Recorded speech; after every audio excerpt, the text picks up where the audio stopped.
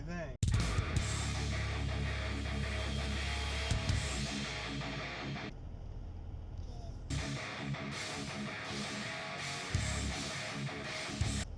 Good. Oh, yo, good morning, everybody. How's it going? It's Monday morning, November 4, 2019, and I'm headed into work for the day, and I got a little bit of a headache. I'm still dealing with that neck kink from yesterday.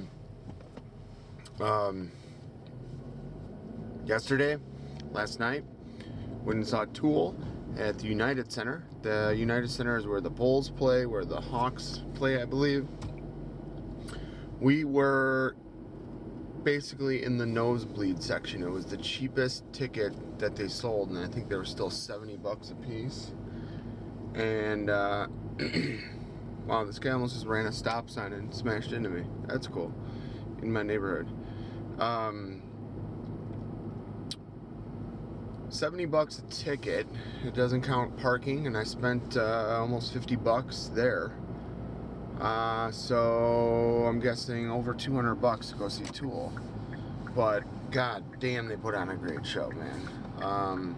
So Tool came out with their new album called Fear Inoculum. And it's some good shit, man. So they haven't had a new album out in like something like 13 years. So I want to say it was probably about 2 years ago they did a tour. I'm guessing it was to prepare them and kind of work out the kinks and all that shit for their new album that was coming out. That way they can kind of hit people up for money twice, right? So they can do it once for their old stuff, and then when the new album comes out, then everyone wants to come and see their new stuff. But it was really good. They probably played, I think they played 12 or 13 songs total. And they played, I think they played like 9 or 10. And then they did like a 10-minute intermission. And then they, excuse me. And then they came back and finished it with like 2 more songs. So, they played, Fear Inoculum was their first song. And then they played, what's the one about the Warrior song? Warrior, I think it's called Invincible. And then they also played Chocolate Chip Trip. Brought out a fucking full-size gong. And Danny Carey was wearing, I don't know what he was wearing. It was like a dress, or it was a kilt. I don't freaking know, but he did a great job, man. That guy, Danny Carey, is their drummer. And he's a monster, dude. He's like 6'8" or something like that. He's just a fucking beast. If you're ever bored, look up the Tool drummers drum set, like a photo of it. I gotta double check it. Nikki pulled it up last night when we were driving home, and she found a picture supposedly of the drum set he used to record Fear Inoculum, and it's just like all around him in a circle are foot pedals for kick drums and just effects and all that sort of stuff. So just insane talent. They had a band open for them called Killing Joke or something, and didn't really like them. So they were decent. I think they were British or something like that, but they weren't very musical. I don't know any other way to say it. So like their sound was so muddy. All it was bass drum, kick drum, and you couldn't even understand what he was saying at all. I mean, I know that's kind of par for the course for a bigger venue and stuff, but and then most of their, like the whole first half of their gig or their set was like the same drum beat, and that's when all you can hear are the drums. It's like, wow, you guys are playing, every song sounds the same then. And it was just like one level of volume, just like the same. There was no musicality. So I was like really excited for Tool to come out and show Nikki like the difference between like just a normal rock band or whatever and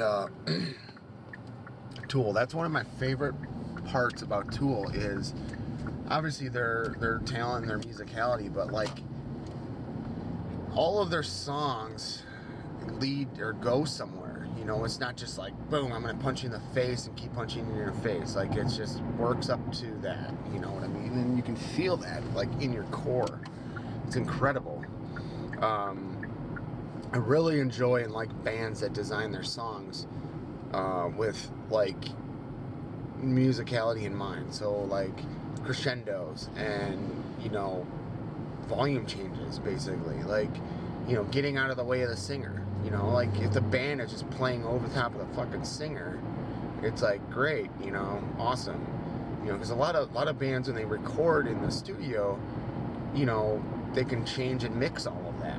But when they play live, you don't have that, you know, ability necessarily. You know, I mean, I guess they have the mixing boards and stuff, but some of them just don't do it right, man. You can't hear the vocals at all. So,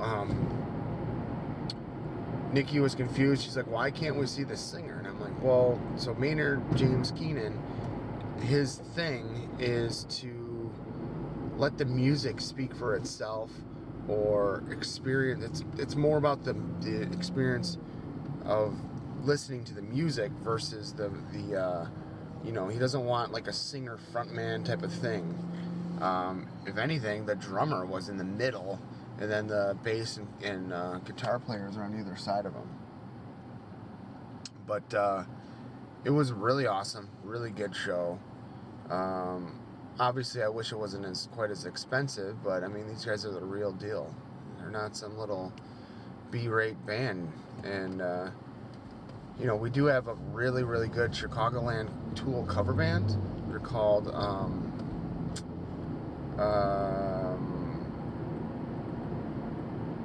Lateralis is the cover band's name. And they're great, you know. Then you just pay like $8 cover charge or $5 to get into a bar and you get to see them. But and they're awesome. They are awesome. But you can get really close and all that. But the theatrics and the visuals that actual Tool puts on is just incredible. Nikki was just like, what in the fuck are these guys doing? It's like, that's amazing. They have laser curtains, they have projection, they have lights, they have smoke. They don't do anything with fire. Probably because they probably do mostly indoor shows or something like that. But god damn, it's awesome stuff. They even did they were like drawing shit with lasers. So like they were doing like lightning bolts like displayed with lasers, which was like a really cool juxtaposition compared to the projection. Because the projection's nice and bright and all that, but like a laser just boom, it just whoa. You just see it like draw like a lightning bolt up the back wall or whatever. It's so cool. But really enjoyed it. Don't really want to have to go to work today. Nikki called off, but I got a lot of fucking shit to do, and I'm on a very tight timeline, so I don't have as much time to fuck around. Yesterday I was able to watch, more of Studio Ghibli's Castle in the Sky. Still haven't finished it. I think it's like 2 hours or something like that. Like, god damn. But really, really enjoy it. Awesome movie. I'm really excited to share these with Grant. I want to try to watch them first to make sure that there's no like hentai porn in any of these and shit. Like, I don't know anything about anime, so I gotta kind of screen this stuff because I know there's some weird shit that goes on in those movies or shows or whatever. I don't know. Especially because they're more like geared towards adults and stuff like that.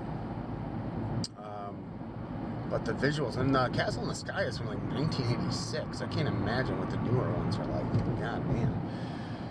But, so I'm headed into work. I gotta do some, this week, strictly I'm gonna be working on the SAN upgrade project. So I need to figure out all of the cables needed to make this project a reality. And, so I got one piece of the puzzle done Friday. Today I think I'm going to work on, let's see, I think there's like maybe like 4 parts. There's the 62.5, there's the taps, there's the home runs, and there's the patches. So yeah, I think there's technically like 4 parts. So today I want to try to get done the taps and or home runs. Getting more excited about playing with this networking stuff too. So at the house, I want to segregate the IoT traffic. So Internet of Things is internet or network devices that only need internet access, and they call it IoT. So it's basically like your Alexas, your photo picture frames, your cell phone, like shit like that. So what I want to do is set all of that up on its own segregated network from the rest of the network, and then that should remove any of the traffic from broadcasting across the whole entire network. But it's like a best practice type of thing, and I'm just kind of excited to play with all this sort of stuff. That's at home. So I created a separate VLAN and set up DNS and routing and all that. Now I need to implement the firewall rules. So I think I talked about this yesterday. I haven't had any more time to work on it since then. But what I need to do is come up with like a text file or something that has all of the firewall rules that I'm going to implement. When you get into the bigger networks, and probably what I'll do at my work itself is implement an actual firewall appliance. So I don't know what layer that's considered, if that's like a layer 4, because I think layer 2 is the switch, layer 3 is the router, and then layer 4 might be like the firewall or the ASA or something. But probably what I'll do is excuse me, is repurpose the Vi OS switch that I built, wipe that, and install pfSense onto it. pfSense is a free firewall natting operating system. I believe it's just another flavor of Linux, and I think it has a GUI and all that. So Luke was telling me that it's a lot easier to implement like firewall rules and all that sort of shit on an actual dedicated firewall appliance. I do have an ASA. I think it's like a 5565X or something at work.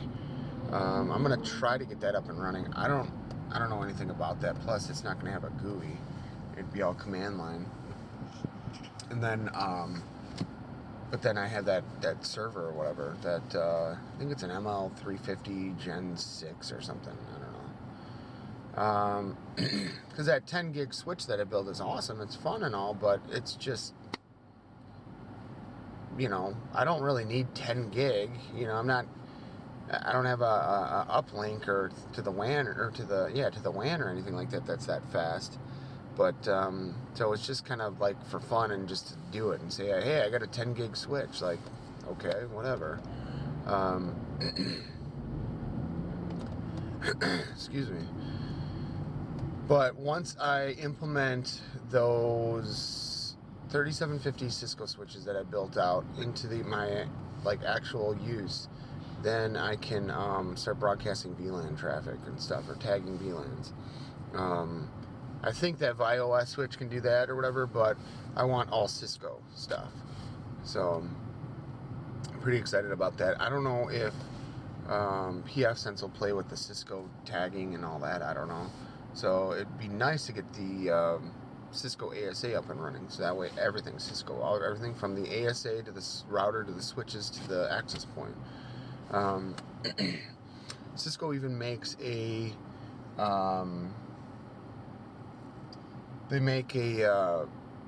thin client too. It's an older model, I think, and they even also make a power over Ethernet thin client. So I thought that was kind of interesting. I don't know. Oh, over the weekend I was able to get a copy of VMware View. I don't know anything about it, and it's really, really old software, I believe. But I'm hoping I can use that to get those thin clients up and running. I don't know. I hope. Kind of excited. I was able to pull that down. Excuse me. I'll probably seed that forever, just because like that was awesome. Like I found 2 different torrents for VMware View with license keys, and they were just stalled out. It said there was 1 host, and I'm like, fucking A, dude, like 1. And I just left it, running and didn't pause it, and it just, you know, keeps checking, and that person must have turned on their computer or something, and it came up. I'm like, oh my god! It said it was like a torrent from like 2011 or 2012. That's how old those thin clients are. Those VMware thin clients, those Wise VMware thin clients. So I don't know if it'll work. I hope it works, because if it doesn't, those thin clients are garbage. Then they're not gonna be worth anything. I can't use them. I also think I bought a